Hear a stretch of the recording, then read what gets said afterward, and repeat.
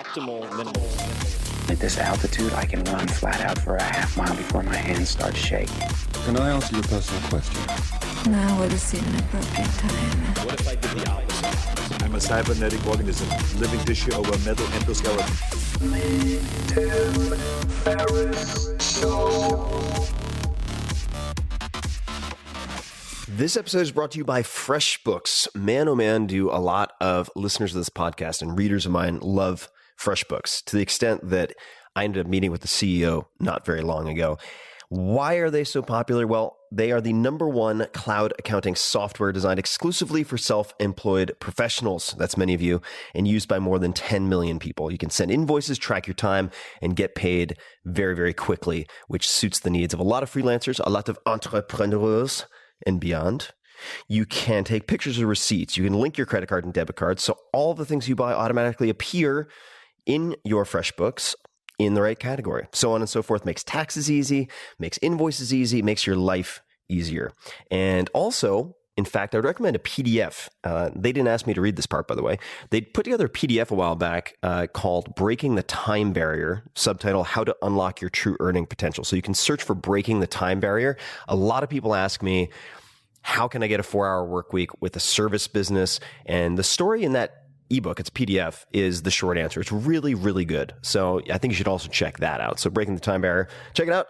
But also, why not test out FreshBooks? Claim your 30-day unrestricted free trial at freshbooks.com/Tim and enter Tim Ferriss, 2 R's and 2 S's, in the How Did You Hear About Us section. That sounds like we're going to get very little tracking. That's a lot of work. But just go to freshbooks.com/Tim and try it out because it is a very good product and I think you will find it simplifies your life. Enjoy.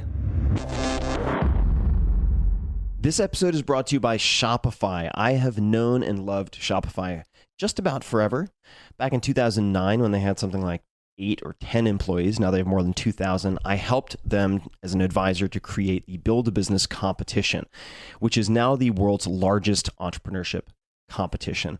And many readers of my blog, first-time business owners, have ended up making millions and millions of dollars each, many of them as side gigs to their full-time jobs. So the goal of the Build a Business competition is to get would-be entrepreneurs to get off the couch and make things happen. All you have to do is open a store on Shopify and start selling. And you can join in July or after July to be eligible to win. What does winning mean? You have to be one of the top performers, top sellers in a given category. And the prize, the reward, is an exclusive opportunity to learn from mentors and experts.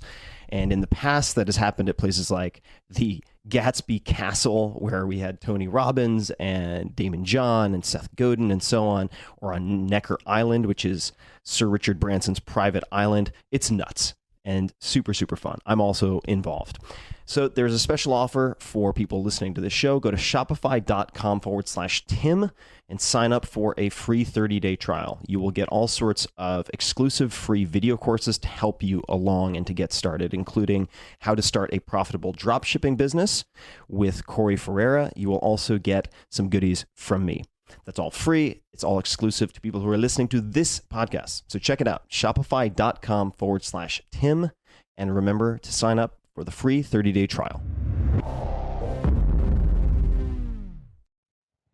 Why, hello there. This is Tim Ferriss, Tim Ferriss, Yu Cheng, breaker of chains, mother of dragons. Welcome to another episode of the Tim Ferriss Show, where it is my job always to deconstruct world-class performers of many, many different varieties, pulling out the lessons, strategies, habits, etc. that you can apply and test in your own life. My guest today is none other than the comedian's comedian, Bill Burr, at Bill Burr on Twitter, BILLBURR. Please say hello. Many of you know him as a stand-up comedian, of course. His YouTube clips have followed me around the planet, as has his podcast. He is one of the funniest humans alive. I mean, he loses his audience sometimes on purpose because making them laugh is not enough of a challenge. And then he'll wheel them back in and get them back on his side. And he has been requested for this podcast for many years.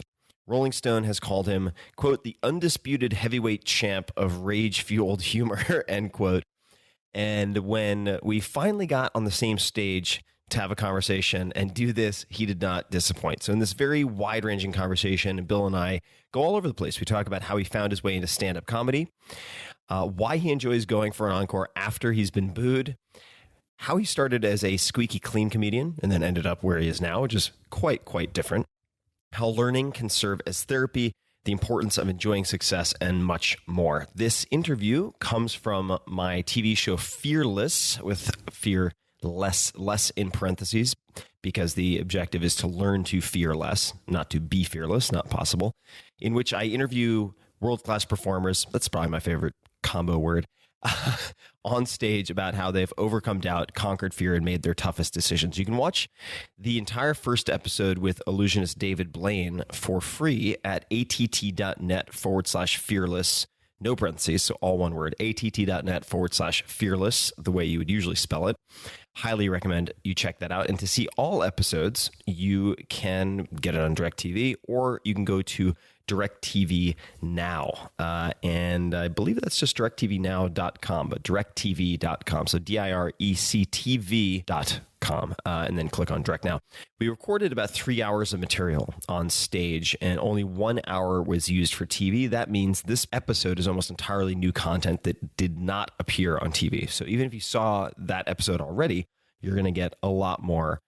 Patented Bill Burr. So please enjoy this wide-ranging conversation with Mr. Bill Burr. Welcome to Fearless. I'm your host, Tim Ferriss. And on this stage, we'll be deconstructing world-class performers to uncover the specific tactics that they've used to overcome doubt, tackle hard decisions, and ultimately succeed. So imagine yourself all alone on stage in front of 14,000 people staring directly at you. For many of us, probably most of us, that'd be a complete nightmare. But for my guest tonight, it's just another day at the office. The man you're about to meet is one of the most prolific and respected comedians in the world. He's done 5-hour-long comedy specials, hosts one of the most popular podcasts of all time, and is the co-creator and star of the animated series F is for Family. Please welcome to the stage, Bill Burr.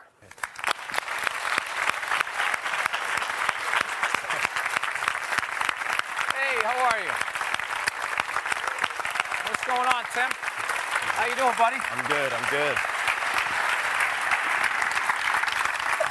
If you ever get booed, you got to come back. If there's an encore, you got to go back. I think you got to go back. So I waved, and I remember there was this kid came running up because I trashed all of their teams because the Phillies hadn't won a World Series yet. They were like 2 years away from it at that point. And I just remember this kid was yelling at me. He was just going, fuck you, giving me the finger, yelling, fuck you. And I was standing there. He was like 30 yards away. I kept going, what?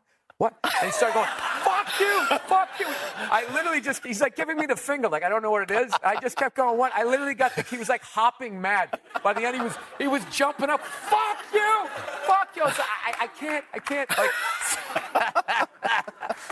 I remember I was standing next to Opie, and we were just laughing, going like, how dumb is this kid? So, but then I was mortified afterwards because I thought, because I knew like a lot of stuff was coming up on, people were having phones, they had cameras, and I was just going, everyone's going to see me get booed. This is going to be embarrassing. I didn't know how it was going to play. I just thought that people weren't going to understand it. Now, we first connected and started texting because we know Dave Elitch, who's an amazing professional drummer. Yeah, and teacher. Yes, he and is. Teacher. He's Yes, just he is. incredible. He has a great T-shirt for you guys who are looking for T-shirts to buy. And it says, what does it say? More slowly, once again, something like that. It And says slow down. Slow down. And I think it says Yeah. repeat or do it again. Repeat or do it again on the back. And so he got sick of saying the same thing, so he just point to one side of his shirt. How did you get into drumming? Why drumming? How did I get into drum? I guess everyone was into music, where I grew up and everything. And I loved music, but I didn't start playing drums till I was almost like 20 years old. Like I started really late. But and the reason for that was I was working in a warehouse, and I came from a jock town, so everybody played sports, pond hockey and all that. So I did a lot of that stuff, and like I liked music, but there was only a couple of kids that played guitar, and I wasn't around it. Like I didn't think it was possible. I thought what I was watching people doing on TV, I just didn't think you could do it. And then I started working in this warehouse, and there was kids my age, and they were from a different town that was more like kids put together bands and stuff, and they were coming in, like the songs I liked, they could play it, and I was like, wow, it's amazing. So I started playing guitar, and I just didn't have the patience for it. And I think the thing about drumming was the sport background, where it was like a real physical thing that it kind of came into play. And I just started playing, and I played for like 6-7 years. And somewhere during that time, I started playing. I started doing stand-up, and I moved to New York. And your neighbors don't mind if you're strumming a guitar. You can't like play drums in a one-bedroom apartment without pissing everybody off. So I kind of stopped for like 5 years before I got back into it. I grew up on Long Island. I feel like we don't have a tough accent. It's just a bad accent. Yeah, I think it's a lot like the show we do. Yeah, Efforts for Family, where it was just like the parents just sent you outside, and some days you had good days, sometimes you had bad days, sometimes you just ran into bigger kids and they would just beat the shit out of you for no reason. I distinctly remember them putting in a pool one time, and they were like, you know, whatever the hell it is, when they're smoothing out the concrete, and this older kid dared me to throw a rock into it, so I wanted his approval. And I just took this big rock, and this guy was just smoothing it out, and I just threw it down. And then this guy almost killed me. He almost killed me. So that's back when you could almost kill a kid, and it wasn't a problem. There was no cell phone video. It was all your word against theirs, so... I think a lot of the reasons why I started doing stand-up was I just thought, okay, I'm going to get on stage, show people that I'm a funny guy, and people will stop fucking with me. Like, that was basically, and then I remember thinking, then everything's going to fall into place. I'll meet the girl of my dreams, I'll make my money, I'll get my whatever the hell I want, a house. And so I only worked on getting better as a comedian. And then by the time I got to my mid-30s, like, being a comedian was like 600 miles down the road, and everything else was at the starting blocks, and like literally like social interactions. I kept messing up relationships. I mean, I was 36. I was still sleeping on a futon in what they called was a one-bedroom apartment, which was bullshit, because I met the woman who lived upstairs who had the exact same apartment, and hers was a studio. They just slammed a wall into mine. And yeah, so I remember like there was like a 3-year period of like I was in a full-on depression, and I was so detached I wasn't even aware of it. What was the age roughly on that period? Oh, I don't know. It was like the early 2000s, whatever that, late 90s, early 2000s. It might have been a 5-6 year. I can't remember. I didn't worry about making it. I didn't worry about how am I going to make money. I didn't worry. I just like, I'm doing this. And when Billy got off stage, or maybe it was the end of the night, I was like going like, who do I call for open mics? Like, how do I do this? And I remember he wrote down Rita, and Rita Choice, who was, she used to book it. And she was like, back then, like one of the big characters, like used to always run into a comedy club. So I used to call in to do open mics. And I remember she used to, once she got to know me and she thought I was kind of funny, I'd call up and be like, hey, Rita, it's Bill Burr. I'd like to do it. And she'd go, no, Bill. You call me and you say, Rita, this is open micer Bill Burr. She was always breaking balls. So I would always laugh and I would do it. And she was kind of like a test. Like if you had like a sense of humor about yourself. And I gradually like worked my way in to doing stand-up. You know, I remember one time I did a show. I've told this before, but I did this show. I was seeing this woman when I was in New York, and I remember she came over and I was making her dinner or whatever, and then I had a spot at the comic strip, which where I was living was right around the corner. So I said, I got to go do a spot. And during the week, I mean, you know, she asked me, what do those spots pay? And they would like, the comic strip was hilarious. It was like $5, $8, $7. And you just going up there trying out material. And I went up there and I tried out new material and it worked and I was psyched and I came home and I finished like cooking the dinner or whatever. I think I was making, I can't remember what I was making. And I did this stupid dance in the kitchen and she was laughing and I was dancing because I had this new material and I was excited. And then she got like this, sad look on her face. I was like, God, did I dance that bad? Like, what's the matter, right? And she goes, no. She goes, I just wish I had a job where I got paid $8. I came home and danced in a kitchen. And I never forgot that. I was like, oh, yeah, I didn't even think that. Because I got this weird thing about money where I want to have it so I'm not broke, but I don't give a shit about it. But I also don't want to have debt, so I don't overextend myself. But I don't give a shit about it. Like, I will pay extra to not go through the process. Like, I can't even, like, I don't use, like, you know, frequent flyer miles. Yeah. Like, my wife signed me up for them, but I don't use them ever because I don't want to go through the fucking, logging in, and all of a sudden I'm working for American Airlines. I'm like, I don't work for these fucking people. Like, I'll buy my own ticket. I don't want to do this. Right. Yeah, I won't cancel shit. Like, I got like gym memberships I've never canceled because I'm not going on that stupid thing. And if you want to do this, press 1. If you want to do that, press 2. Like, I don't know. Like, my free time, I cherish it, and I'm not like gonna fucking. I'm not gonna be laying on my deathbed one time just thinking about how many hours I spent on the phone going, person, operator, person, fuck you. Like, I don't want to do that. So, I would rather pay the. I'd rather pay the extra charge. Yeah. So, a little bit later, I want to pull up the not caring about money examples that I have found most personally amusing, which are actually from your podcast. So we'll get to those. Okay.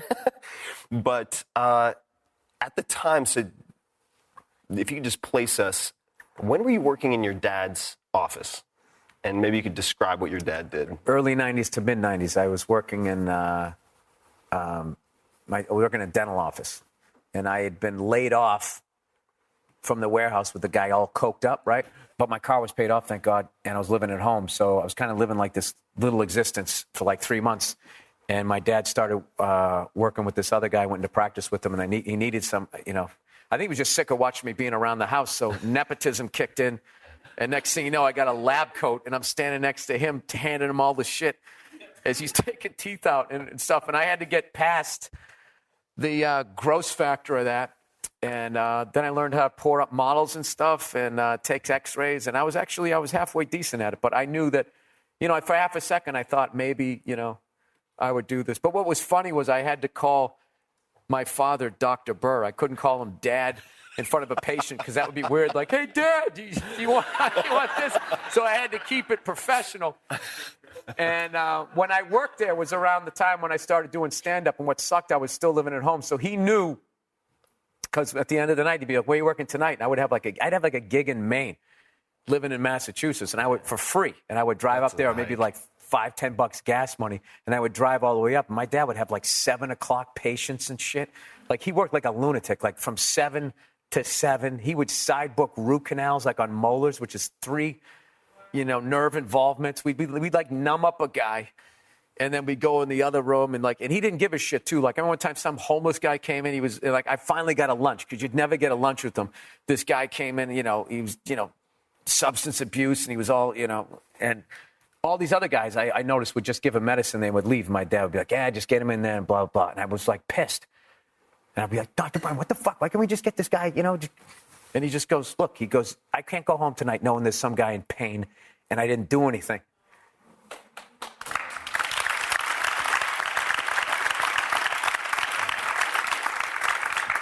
Did you get material for your comedy from that experience? Oh, yeah, big time. So I read that you had dental comedy early, and I don't know what dental comedy is. Oh, yeah. So. No, I had all of it. My dad used to, he used to set me up because he knew that, I swear to God, if I had like a late show, then he would go extra fast.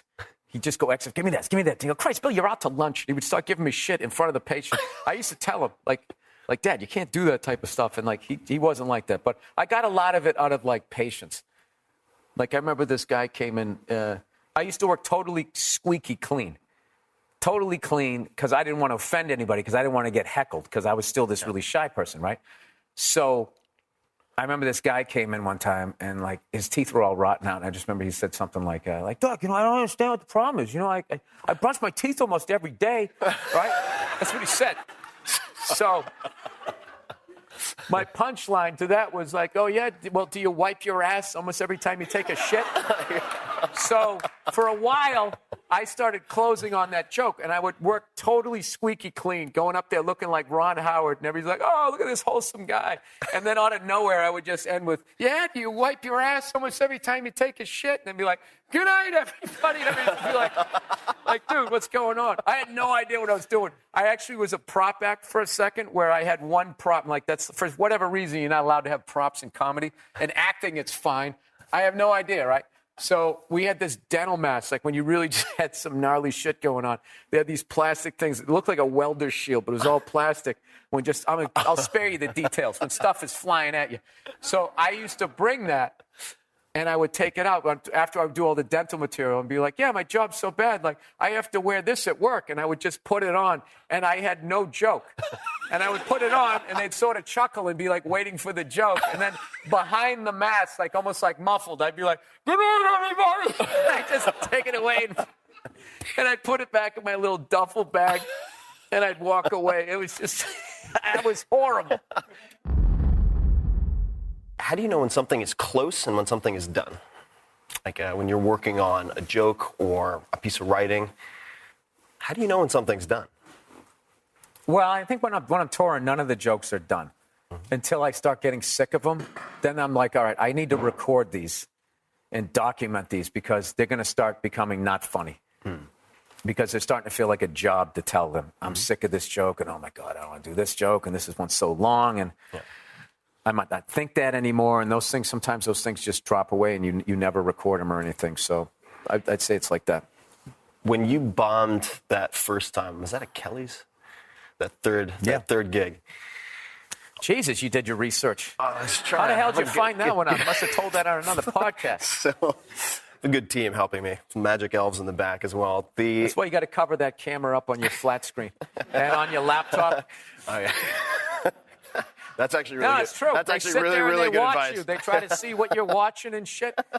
If you bang your wife, So they're I going want to talk about last Tuesday night. When you, I imagine the drive back after that gig was very different from the Motley Crue experience. I was mortified. So mortified. What did you do to get yourself back on the horse for the next gig? I mean, what did you say to yourself before you got on stage the next time? Because a lot of people fall off, they don't get back on. Well, I fell off a lot of things and didn't get back on. But, I also always knew, I knew if I was good at something or if I wasn't. You know what I mean? As much as I love playing drums and everything, I went to the music store enough times and saw an 8-year-old get on a drum kit, and I would pay you to take lessons. I just didn't have it. It's a hobby. It's something I enjoy doing, but I would never subject anybody to it on a professional level. So, this happens to me a lot with my ADD, as I went down that road and I forgot the question. The question was, which is fine, by the way. The question was, how did you get back on the horse? What did you say to yourself before getting back on stage? Well, it never dawned on me not to do it again. Right. Had you already committed to the next gig? All the other social shit that mortified me, I just stayed away from it. Yeah. But that thing was I don't think I had another. Maybe I just was like, you know it's going to happen. It's like you're riding a motorcycle. Right. One of these days you're going to go down. You just hope you're going to live. You talked about some dark periods earlier. I'm forgetting the exact timeline, but what precipitated that? I guess you said it was a couple of years. And for people who don't know, I almost offed myself during a year off from college. So it's like I've had some battles myself. What motive were you? How are you going to do it? You know what? So this is a good question. And I'll tell you why I'm not going to give an answer, because it was a really good plan.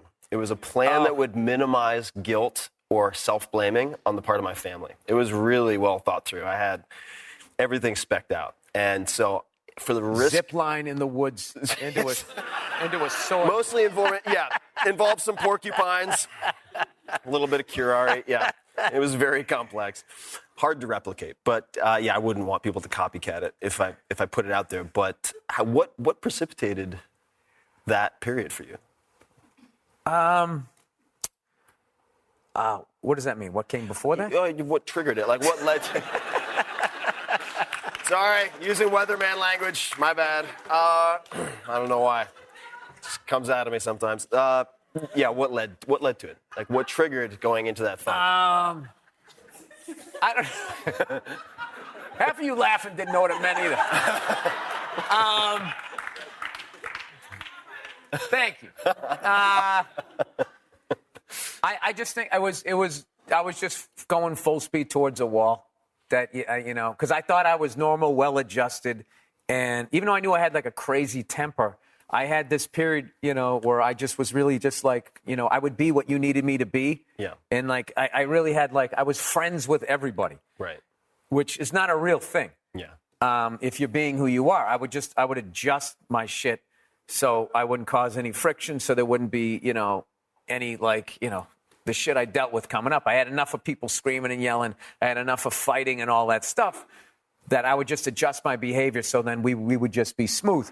And I just think using that as a game plan, eventually you're so gonna spin away from who the hell you are, that I think that, and also just focusing on stand-up and not other areas of my life, I think then that's when the anger and all of that stuff started to come up.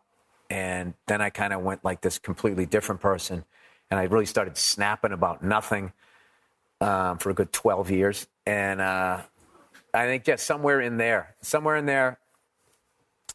I mean, maybe I was always like depressed, but I didn't realize it. I think I just didn't realize it. And somewhere along the line, one of the umpteen thousand poor women that ever came across me, like one of them finally told me to go to therapy.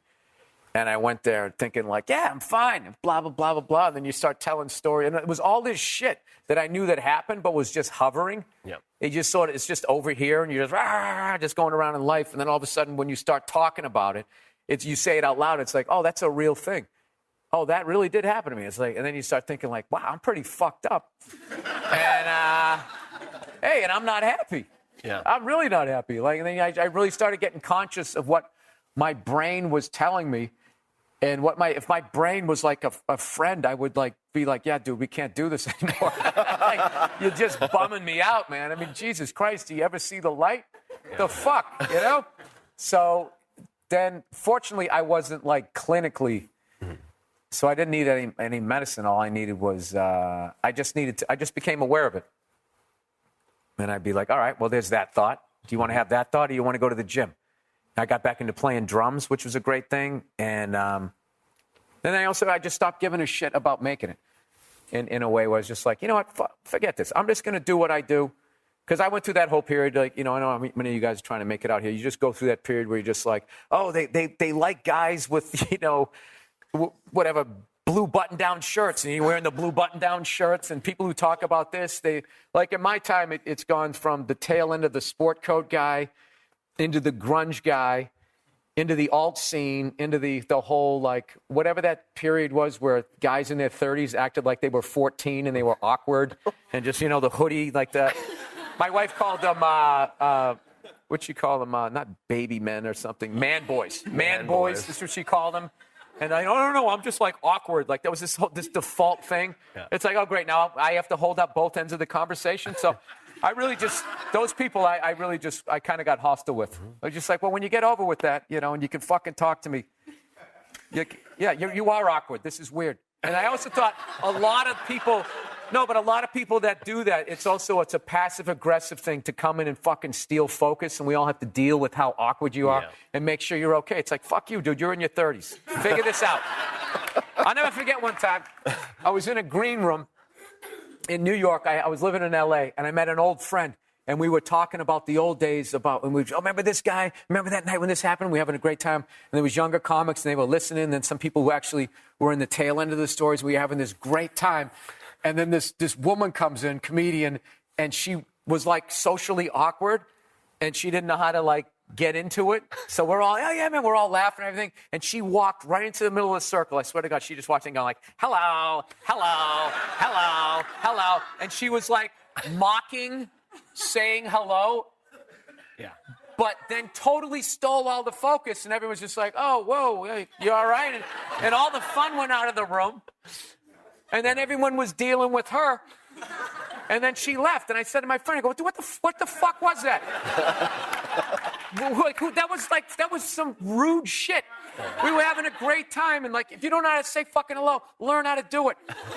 Don't come in and take the whole thing away and just ruin this thing. And that was the last time.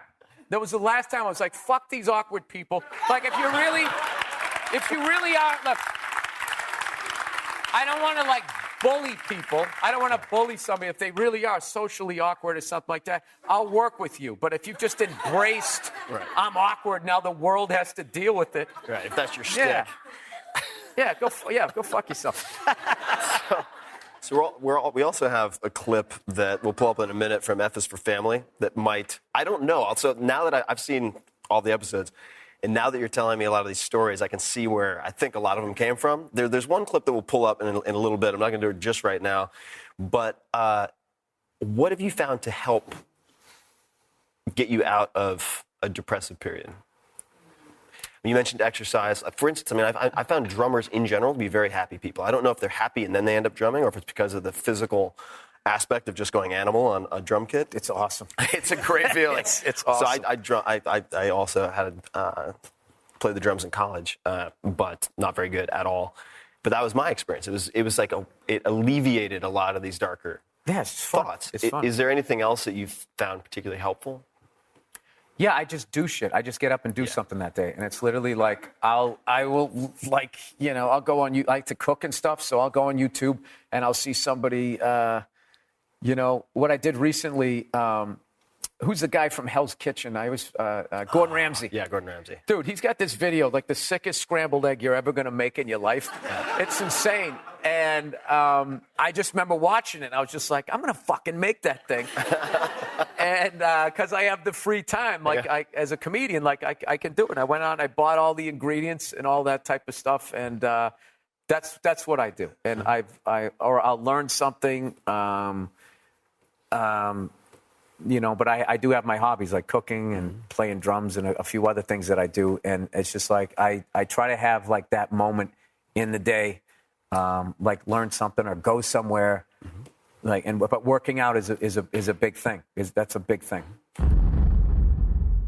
How did your goals change, if they did, from when you're trying to force fit yourself? Like, what was the kind of pinnacle that you had in mind for making it to after?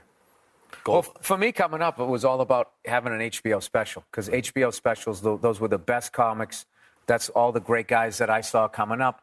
You got on HBO. It was totally uncensored, and they were the home for that.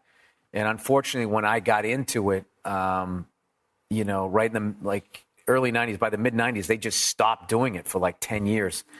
And so that's when I kind of felt rudderless, because when HBO stopped doing their specials, I didn't know what to do. And then what Comedy Central started doing the half hours, you were the fact that they had commercials. They basically, I think it's 8 minutes each hour. So they were automatically going to take 16 minutes out or 8 minutes out of a half hour. And then they would beep out the curses with like the worst, most archaic, like beep, beep. So really, and they wouldn't just fade it down and come back up. So I remember watching specials and just thinking that was really distracting. So once again, I worked clean. So if you watch my first half hour on Comedy Central, I worked totally clean. And I gave them the least amount of material that I could, because I just looked at it, because those guys doing like, all right, here's a half, it's a half hour. They're only going to use 22 minutes. They would do is they do 40. So then you had this guy who you didn't know, you didn't approve of, is now going to hack 40 minutes down to 22. What is he going to do? Exactly. So I was like, immediately, I was like, well, fuck that. Like, what's the least you can do? And they said, least amount of time you can do is like 25 or 26. And I did exactly that. So the worst you could do is butcher 4 of it out, but the rest of it was going to look good. So I was happy with it. And, it was just kind of doing stuff like that. But it still wasn't what I wanted, because it wasn't me, that half hour that I did. That was me, like, just kind of doing an extended Letterman spot where I was working totally clean. But it wasn't until HBO came back and did the half hours, and I did those, that I actually got to do. It was the first time people got to see me, not in a club. They were at home, and they got to see that this is what I do. And, and that was the same time I got on the Opie and Anthony show, and they all kind of came out at the same time. It was the first time I went to a club, and it was sold out, and people were there to see me, which was a whole other level of pressure. It used to be, yes. Up until then, it was people who come into the club because that's what they did. They had nothing else to do. Like, let's go down to the comedy club. And you had to prove to them that you were funny. And I used to remember thinking, like, imagine if they came to see me, how much easier this would be. I didn't realize the other pressure was like, no, we saw that, so we're expecting at least that, if not better. And then it's like, oh, man. So that took me like a good 3 months it was a new kind of nervousness experience to get over of people expecting, like, yeah, we're here to see you. We like what you do. Don't ruin this. What was the first special? The first half hour? Yeah. Or not the Comedy Central, but the first time you could be yourself. Oh, that was the HBO half hour that I did. And that was in 2005. 2005. Still remember, April 2005, came out in September. Is there anything since then, and I mean, this is an assumption on my part, which is dangerous, but did you feel like you had summited the mountain at that point? Did you feel like you'd arrived? No, I felt that somewhere in like 2009, 2010. By then, I'd done a couple of hours. I'd done my second hour for Netflix, which became the new HBO as far as just totally uncensored. And I remember, I think I bought a house at that point. I bought a house, right? And still, people didn't really, I had a niche following in that. And I said to my wife, I was just like, I know you're not supposed to say this, but I made it. Because there's this sickness in this business of like, no, man, if you think you made it, then you're going to relax and it's all going to go away. So like, oh, so I'm never going to be happy? Yeah. It's like, I tell dick jokes and I just bought a house. I made it. Yeah. So I didn't want to be that guy that is doing well. It's like, oh, but what about the next thing? Like that sickness. Just the greyhound chasing the rabbit. Yeah. Performers or driven people can have this sickness of like, it's just like you can't even enjoy it. It's like, what's the next thing? I mean, I know guys that like they have like they accomplish something, and as they're getting right to the peak, this depression hits them. Because they're like, then what? And then what am I going to do? And then this is over. And then I got nothing and blah, blah, blah. It's like, hey, can you just fucking have a beer up here? We did this, Can we enjoy this for a second? Did you continue doing therapy after those initial sessions that you mentioned? I did it for a few years. And then one day it just dawned on me that I just kind of am just talking in circles in here. And it's just like, bad shit's going to always happen to me. And what am I going to keep coming in here and I'm moaning about it? Like, what point am I going to grow up and kind of not need this? And I'm not trying to say that you're weak if you go there, but I just hit this point where I was like, all right, I all of that shit happened, it happened, right? And it definitely affected who I am. But now I'm not going to be like lashing out at people, and I'll be like, oh, I do this because of that, a little bit of that. But what I did. At some point, it'd be like if somebody's teaching you how to fix a car. At some point, you got to try to fix it yourself. Right. You know what I mean? You can't keep going, and then I turn right here, or how do I do this, right? So it just became like that. So now I kind of, I kind of self-therapy myself. It's cheaper. So you mentioned the, delusion maybe of always chasing the next thing and never being satisfied with where you are. The other worry that I've heard a lot from friends of mine who are comedians is that if they do therapy or meditation or fill in the blank to tone down some of their tendencies, that it will make them less funny. Yeah. Is that something you I thought that was true. No, it's not true. Yeah. But what it does is it gives you an insight into you as a human, and then you see people differently. And it actually allowed me to write or think about characters and just notice shit with people that I never did before. Like I got a thing with anybody who does this when they're talking, like, I wasn't blah, blah, blah, they're full of shit. Now, not only are they full of shit, they have a complete inability to accept responsibility for anything they've ever done. I just recently told this to Jim Norton. It was that publicist who backed over like those 12 people in Long Island. Oh, sure. And then I remember she drove away, and then she went to her house. And when she got to her house, like the cops showed up, and the lawyer met them in the driveway, and was like, she'll come down tomorrow and blah blah blah. And they left. And I remember thinking, like, you can fucking do that? I didn't know you could do that. So she was, of course, vilified. And then the next day in the paper, they had this picture of her, and she was, like, talking to the media. She's like, she had a hand like that. It's like, you fucking backed over 11 people. I'll go with you that can happen, that you can't see that, but you left. Yeah. You fucking left. Yeah, get the fuck out of here. So I've noticed that. And I remember, so you start picking up on that. And I remember one time, this comic did some passive-aggressive shit to him. I called him out on it, and he immediately went with the 2 hands to the chest. I'm like, that's the kind of guy that would back over 11 people and drive away. So I wouldn't have noticed that if I didn't go to therapy. And I've also noticed, like, you know, I talk to myself a lot about, like, going, you know, like getting into it with people and screaming and yelling, and then I'll drive away and be like, all right, Bill, how did that go? You know? And then try to see how, you know, if I was wrong in it. Like, they were right, you know? At somebody's mom, you just yelled at her. Like, what's wrong with you? You're like, I really had like really a hair trigger kind of thing. So it's something that, you know, working on my temper, I've really been, like, especially lately, because, you know, I was making my wife, like, on pins and needles, because it wasn't like I was flipping out over anything. Like, I fucking hate these things. The second I came out and I saw this, whatever this is, this pad. Yeah, I bet. I hate these things. I can't stand them. They don't make my life easier. They're a nightmare. They're intrusive. You know? I can't stand them. So I flip out about them, and, like, I saw a thing recently. This politically active comedian was sitting there talking, was trying to get people to vote in, like, this oddly, like, bullying way, going like, you know, there's going to be an app out there that's going to say, you know, whether you voted or not. And they're not going to know whether you voted and who you voted for, but they're going to know that you voted. So you can't basically bullshit people anymore. I just was watching it the whole time going, and, like, that's a good thing, that level of private information, because of this fucking app. I didn't say that you could say whether I voted or not. That's what I hate about all of this shit. Like, I have a theory, like somewhere around 94, 95, we should have stopped making new shit. All right? They cured enough diseases. Cars were fast enough. You could, you know, planes aren't any really faster than they were back then. It was good. But all of this shit now that, like, you know. Tape your cameras. Yeah. Tape your cameras. All of this stuff.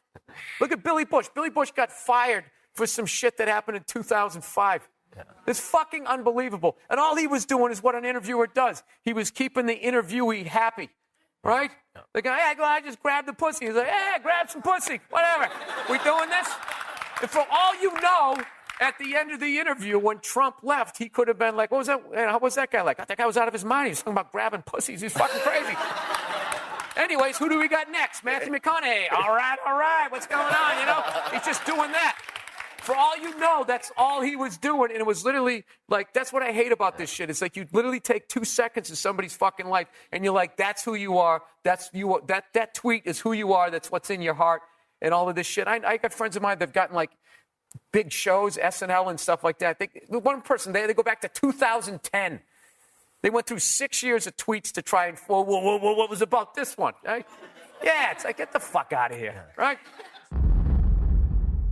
Why did you start doing the podcast? I guess Bobby Kelly, once again, I was hanging at his apartment when we used to live near each other in New York. And he was just like, dude, you got to do this. It's called a podcast. I had no idea what it was. Because, you know, it's another way to connect with your fans. And both me and him and all of my friends, we weren't the guys they were picking. Yeah. We just weren't the guys. We weren't, whatever they were going for, we just never were the guys.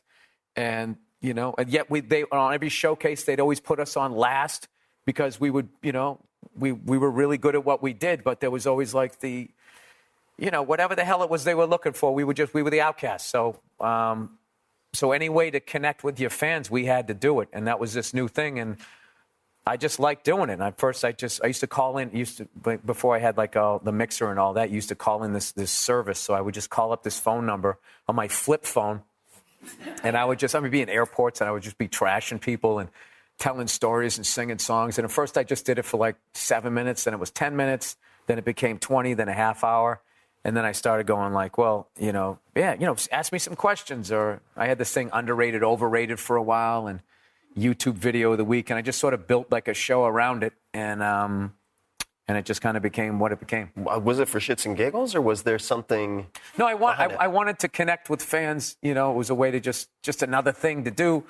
And but it was also I enjoyed it because there's other ways to connect with fans that I don't enjoy. Like all those things you guys, when you upload your pictures, yeah. I don't like those because it says, can we have access to all your photos? And it's like, no, you can have access to this photo, you fucking weirdo. So I don't do it. You know, so I just don't do any of those. But then there's other stuff that, like, it's the same thing. It's like the mall thing again. Like, does this fit into the wheelhouse of what I feel like I want to do? And it was just something I like doing, so I just started doing it. So between, or I should say, during the period of your specials and then getting all the way to F is for Family, what were the high points for you in that entire I didn't hear the question. I just heard that person groaning out there like, sorry. We're getting down to the end that here, question. That's a C- question. Bear with me. No, I think his I'm working ass on my is material. I think his ass is hurting from sitting down. So, This is the beauty. We can go around again. Here we go. So from the point that you started doing your specials up to F is for Family, were there any particular inflection points or experiences that set you on the path that led you to where you are? Any like formative experiences? You know, I'm thinking of Chappelle's Show. I'm thinking Breaking Bad. I mean, you have so much that you've done. I'm just wondering if any stand out. Like influenced my comedy or just got me to where I'm at? Both, either. All right. Well, getting me to where I'm at is like, you know, how long it took me to make it is like, it's a bunch of people. It's comics that I saw when I was in Boston, people who gave me shots, getting in at the comic strip. There was a woman, Amanda Schatz at MTV. She saw me in Boston, and then she was like, I want to see you in New York. And I couldn't get in at the comic strip. I remember Lucian going, I already have enough white guys, blah, blah, blah, blah, blah, blah. And I remember all these white guys used to get mad about it. Just like reverse racism. And they want to say all this type of shit. And it's just like, dude, you know what he's saying. There's like, we're not even a dime a dozen. We're a dime for 60 of us. And if you're going to be another asshole coming in here talking about your cul-de-sac life, he already has that. So, you know, stop being a baby about it, right? Everything else is gravy for you as a white dude. So I just basically was like, I remember thinking like, all right, this guy's, I'm going to get in here. I don't know how, but I'm going to get in here. And she saw me. And so she hooked me up with the showcase there.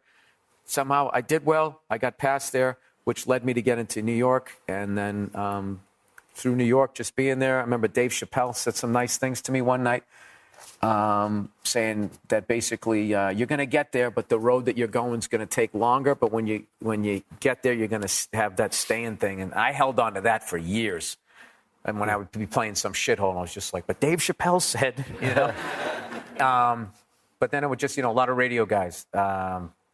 Jim Norton get me in with Opie and Anthony was huge. Randy Bauman in Pittsburgh, because like I would go to these markets and the guys that I really vibed with, like they would give me the option to be like, hey, rather than flying in Thursday morning for your Thursday through Sunday, if you want to fly in Wednesday or Tuesday and just do radio the whole week, you know, I'll help you pack the place. And guys like Randy Bauman in Pittsburgh, and I would do that. I would just come in, have no shows Tuesday, Wednesday, and I would just do 4 hours of radio in the morning, do the whole morning show, and then do morning on Thursday and Friday, just killing as hard as I could to, you know, get it like half full. Maybe they don't have to pull the curtain. And it was just all those types of things. And I guess, I don't know, I've been doing this shit for a long time. So I'm trying to, Breaking Bad was huge because forever I wanted to play a guy like that. All right. But back when I had my hair and stuff, I looked like Ron Howard. So it was like I was always the friend. I was the nerd. I just wasn't going to be that guy. And I just always wanted to play a guy like Kubi. And they gave me a shot. And then through that, all of a sudden I got these other roles. Like, you know, once you get it on tape and they can see that you can do it, then like, oh, we can do this. And then people will take a shot on you. So that was a huge thing. And I'd say Mike Binder with when I did Black or White. Which became Black and White. What was it? It was Black and White was the original name of it, but somebody already owned the copyright of that, and they wouldn't sell it. So then we had to switch it to Black or White, and it was like this trial about who should have the rights to watch this kid that was racially mixed, was half white and half black. So Black and White made it seem inclusive, but we had to switch it to Black or White. So it kind of became like this make a decision kind of vibe to it. But he let me, I got to play a lawyer in that and had all these great dramatic scenes and all that. So I kind of got a nice like acting thing going on where I get to do some drama stuff. I get to do some comedy stuff. So it's been cool. Yeah. Speaking of Cosmo magazine, this next question is from Marcus Harbaugh, I think is how you say it, also from Facebook. My wife thinks he's hilarious, and she's generally not a fan of pro-male types of comedy. How did he learn to so expertly deliver that kind of humor without alienating his female audience? I alienated a lot of females. I do. I alienate issue people. I alienate politically correct people. Like they got like that thing where like, you know, this is the issue. You're only allowed to have this thought on this issue. I have zero sense of humor about this issue. These are all the proper words. These are all the if you use these words, you're this. If you use that, they're very like, it's hilarious because they're progressive left using the exact same like Fox News extreme right. They're the exact same fucking lunatics. I hate them. I hate progressive left people, and I, generally speaking, and the Fox News to the right. They're taking our country. Those people, I can't even listen to them. They're idiots. Yeah. They're like both of them, and they both have like their heart is in the right place. They're not doing it, and they're doing it in this very Stalin-esque kind of way of zero tolerance. Oh yeah. What's funny to me is the right always gets that. The left just cannot see when they're doing it. It's like you've become what the fuck you're fighting, and you're annoying. Yeah. You're annoying. So, I mean, I think that explains, you know, a little bit of the Trump shit, like how that guy kind of came up with. It's like you guys were ramming this shit down. Like, it's so fucked up. If you just look at politics, like Obama was a response to 8 years of the Bush people ramming it down your throat. And he was a response to 8 years of Clinton people ramming it down their throats. And then 12 years before that, you had Reagan and Bush. Both sides just can't present their shit. They got to be like, fucking eat it. Like, you know, and it's all it does is it causes resentment. And if you look, the pendulum just keeps swinging like further and further. And people sound right now, people sound crazy to me on either side that I can't watch it. It's like if anybody in the left gets in, it's like, it's going to be socialism. This is going to be like communist Russia. And if anybody right gets in, it's like, this is like Germany in 1935. Every fucking time, just going like this. So I don't know. Like, I just try to just be like, all right, let's settle down. Everybody fucking relax. Get yourself a sandwich. Some of these things could be true. Some of them might not be true. But like getting into this, you're not going to be able to think clearly and be able to make the right move when you have to, I guess. So we'll see. Now, do you deliberately at times try to lose the audience, like push them to the breaking point and like... There is something that and then reel them back? I mean, is that what sort of I a used sport to do, for you? What I used to do, that was from playing hell rooms and no one would listen. So what I would do is I would make a statement that would make people be like, dude, what the fuck? And thinking that I'm heading towards this thing, right? Like I would make a statement that would make you feel like I'm heading towards like supporting the Klan or beating women or anything like that. You just say that, and that gets everybody to drop their fork to listen. They're like, dude, what the fuck is this? And then you just wind them back to the point that you wanted to make anyways. And they're like, oh, all right, okay, that's kind of funny. And then you just keep doing that. And then eventually, once I had the room, then I could just do my show. And I think a little bit of that has started to bleed into my style. I don't do that anymore on purpose. But when I was coming up, I used to do that on purpose. There was all these techniques. You could also start talking quieter if people were talking louder. People used to say that. That never fucking worked for me. Then just nobody heard me. I was just like, okay, nobody's listening to my jokes. But, a lot of that came from, all those crazy rooms I did. And I'm very proud that I did all those, and I didn't sidestep any of those. Like, I pretty much did all of them. I did the good rooms, the bad rooms, the white rooms, black rooms, gay clubs. I did everything because I really felt that I know why. I remember this. When I was a kid, not a kid, I was like probably 18 years old, and it was the summer of '86, and Rodney Dangerfield, late great Rodney Dangerfield, was on. He was on tour, and he came to this place, Great Woods. Now it's called the Tweeter Center. And I remember he came, and he killed, and he was hilarious and all that, and I saw all these people there, blah, blah, blah, blah, blah. And I didn't notice that they were all white because I was white. So I was just like, oh, wow, we're all watching this guy, whatever. And then like a month later, I saw Eddie Murphy on the Raw tour. He had the blue leather suit. I had lawn seats. That's how famous this dude was. I was sitting on the grass watching a guy doing stand-up comedy. He had like the Weather Girls opened up for him and everything. And I remember that night looking around going, wait, this guy's making everybody laugh. This is the difference. So I remembered when getting into comedy that I didn't want to be that guy like being like a radio station. Like he makes white males 18 to 35, you know. Like I wanted to be like, no, this guy is funny. But the only way to do that was to do all of those different rooms. And it didn't always go well.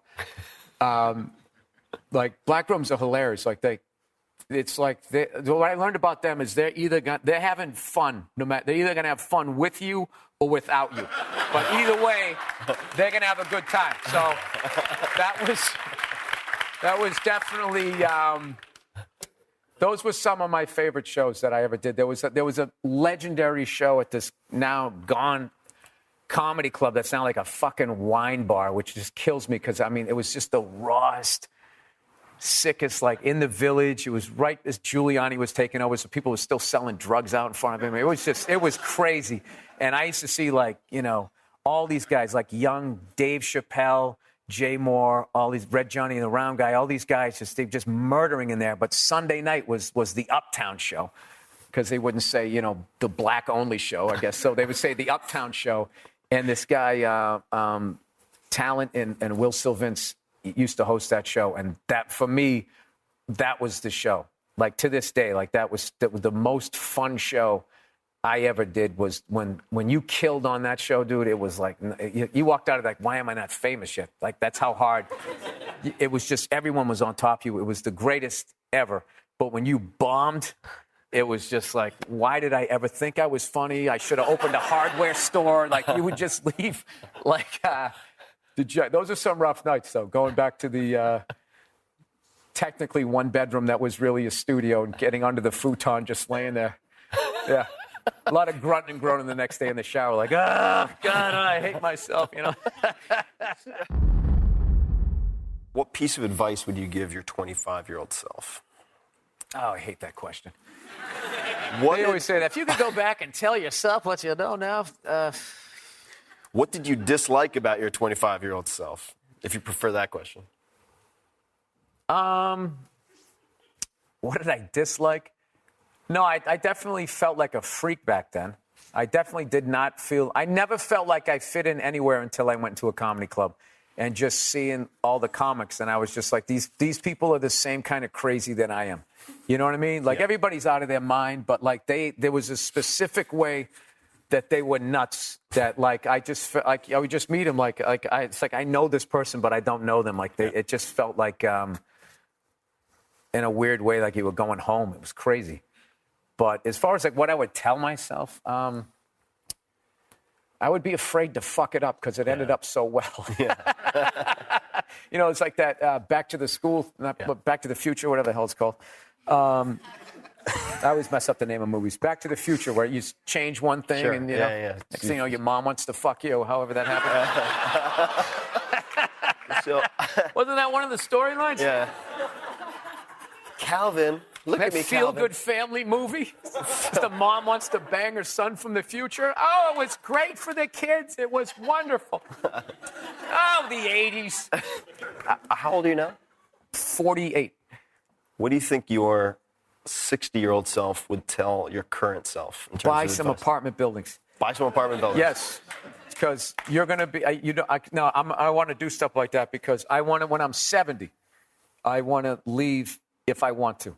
I probably won't because I love doing it so much, but I don't want to be that guy in that mustard-stained tuxedo suit, just still, you know, as the numbers start going down the back nine.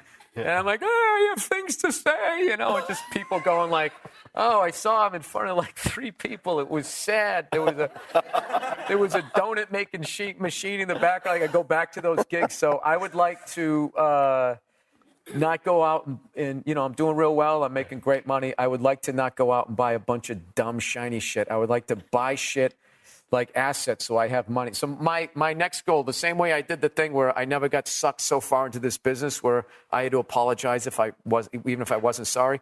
I now want to get the money that I'm making this business to make money outside of the business. Mm-hmm. So, because eventually this business is done with you. Yeah. It just is. And you have to really, you got to deal with that shit. So, like, I would just love to be honest with you, man, if I could just, making a decent amount of money off of shit like that. Yeah, I just always picture myself just sitting on the back porch, with a dog, not giving a shit, smoking a cigar. Like, that's how I want to. What kind of cigar? I would still do stuff. They don't mess them up with global warming. If you can still make a great one, it'd definitely be a Cuban. Probably a Robusto, the Cohibas I like. I like the Partagas. I just smoked one recently. I don't even know the name of it. It was one of the sickest cigars I've ever smoked, but it was like a 2-hour smoke. And I absolutely love cigars, but there is a thing amongst cigar smokers where, like, if someone comes nosing around, if you bust out like a box of cigars at a party, all these fucking phonies will come up. Oh, yeah, and I go, you smoke cigars? Oh, yeah, I smoke cigars. And you'll learn this one time. You'll give out your cigars to them, and then what kills you is you'll look over like a half hour later, and the thing's like halfway smoked, and they already ashed the thing out. They just snubbed the thing out, and I learned that. So I got a Bobby Kelly. I shouldn't out him here. I shouldn't have said his name. That's all right. He has fix it in post. He has 2 humidors. He's got the real shit, and then he's got his bullshit. So if somebody comes over and be like, so he just, you like cigars? Oh, yeah, what kind do you like? And if they're just saying bullshit, I got one for you. I got one I won at a carnival. Here you go. The guy, oh, this is great. This is delicious. So, but I really like, smoking a cigar is a sacred thing to me. Yeah. Like, if I have a great cigar, like sometimes if there's no place to smoke, I will not smoke it. Like, I'm not going to be this asshole. These a couple of my friends, they're animals. They'll stand next to a dumpster. Like, cigarette smokers are animals. They're on the shit, right? So they'll be in an alley. They don't care. Fucking rat running by. They're out there smoking, catching pneumonia. They're animals. Cigar smoking is a gentleman thing. It's like, it's an adult thing. And so it's just like, I want to be with people that I love, telling stories, hanging out, and like the right everything. And even if you're doing it by yourself, it's like you have to have. I'm never doing this. Like, well, can I smoke it before blah blah blah? It's like I would just want to have nothing, and I just sit there. And that great guy thing that my wife cannot understand is just being able to be a guy and just be not thinking about shit and just be sitting there and just enjoying yourself. So. Next question is from Sharpie Sharp. I would like to see that birth certificate. This is from Facebook. What's the best heckle that's been thrown your way, or most memorable? There's too many, man. All right, we'll go around. We'll go around the. All right, when I was Black Room, best one I ever got. I was bombing at this place. Used to be called Mixed Nuts. It's now called the Comedy Union. And I was up there, and dude, when I tell you 5 minutes of straight silence, dry mouth, nothing, and it was the summertime when sound carries, right? And I am just going, and it's nothing and nothing, and then just in the middle of one of my jokes, I'm meandering in this long setup for something else that's going to bomb. This big black lady in the back, just out loud to nobody, just sort of looked around this way like, I ain't laughed yet. And the whole place exploded laughing. And I didn't know how to deal with it. I didn't know I had to address it. I kept trying to do my material, and then they were just laughing at me, trying to do my... It was fucking humiliating. And then, I don't know, there's one... I'll tell you the weirdest one I got. I've told this one before. One of the weirdest ones I got, I was at Dangerfield's doing the midnight show, and it was just one of those nights everybody was bombing. The place was packed, and nobody was laughing.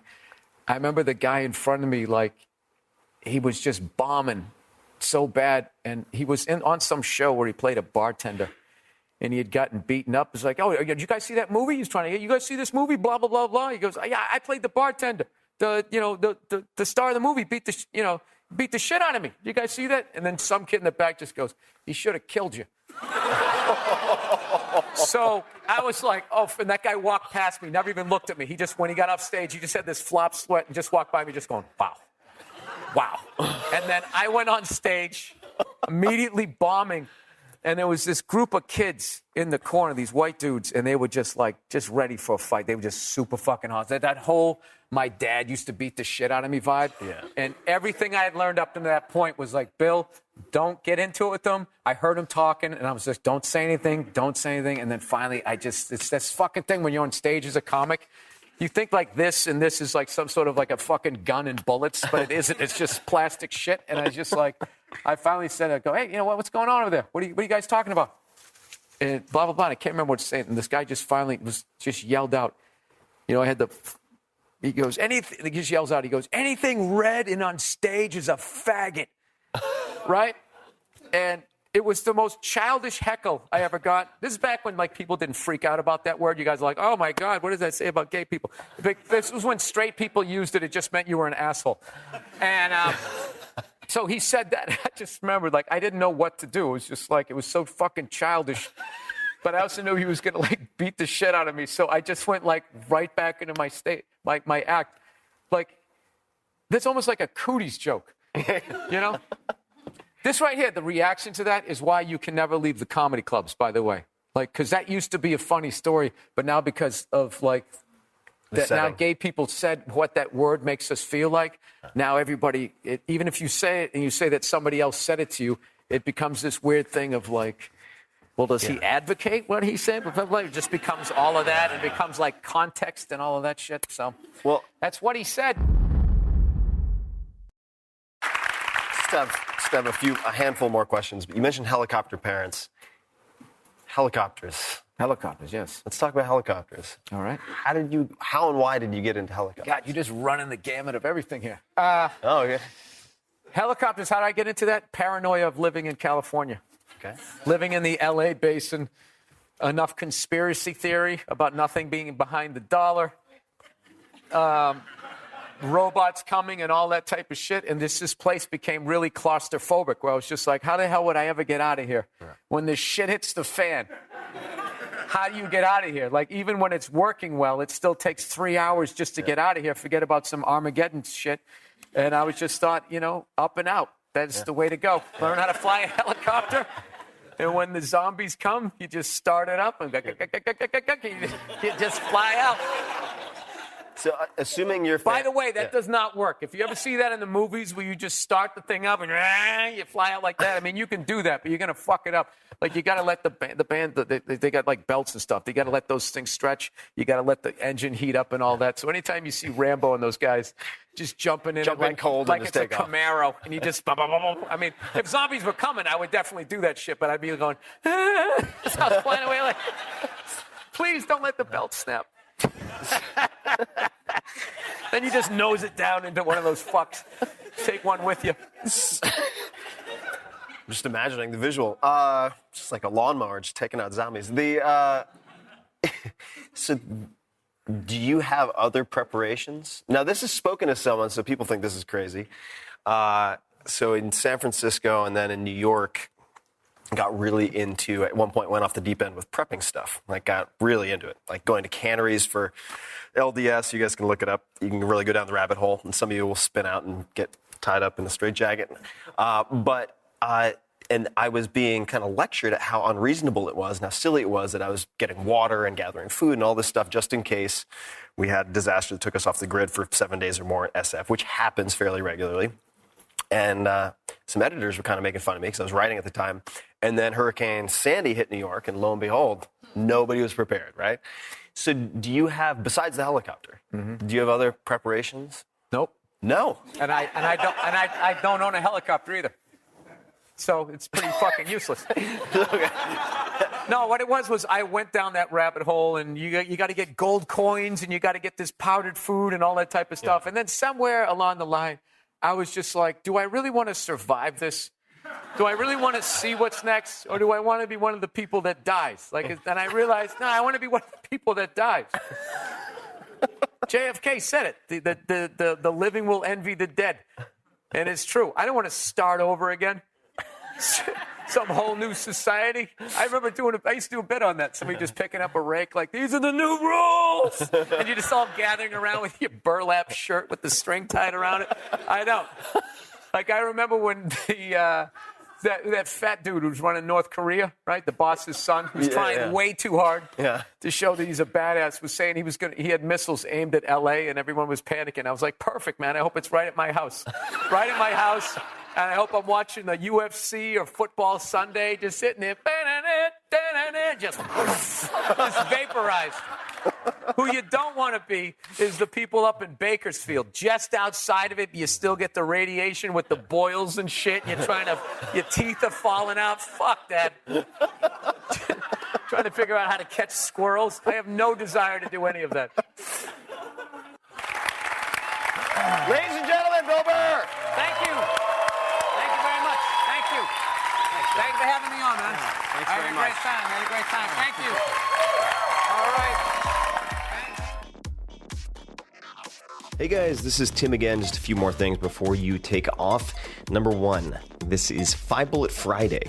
Do you want to get a short email from me? Or would you enjoy getting a short email from me every Friday that provides a little morsel of fun before the weekend? And 5 Bullet Friday is a very short email where I share the coolest things I've found or that I've been pondering over the week. That could include favorite new albums that I've discovered. It could include gizmos and gadgets and all sorts of weird shit that I've somehow dug up in the world of the esoteric as I do. It could include favorite articles that I've read and that I've shared with my close friends, for instance. And it's very short. It's just a little tiny bite of goodness before you head off for the weekend. So if you want to receive that, check it out. Just go to 4hourworkweek.com. That's 4hourworkweek.com, all spelled out, and just drop in your email and you will get the very next one. And if you sign up, I hope you enjoy it.